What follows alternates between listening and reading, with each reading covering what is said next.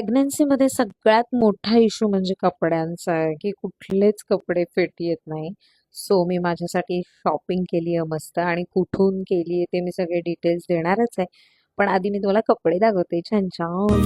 तेरे बिन सन सोहणिया कोई होर नहीं लगना जो दे रूह नू सकून चुके जो नखरा मेरा तेरे बिन सन सोहणिया कोई होर नहीं लगना जो दे रूह नू सकून चुके जो नखरा मेरा वे मैं सारे घूम के बैठे अमरीका रूस मले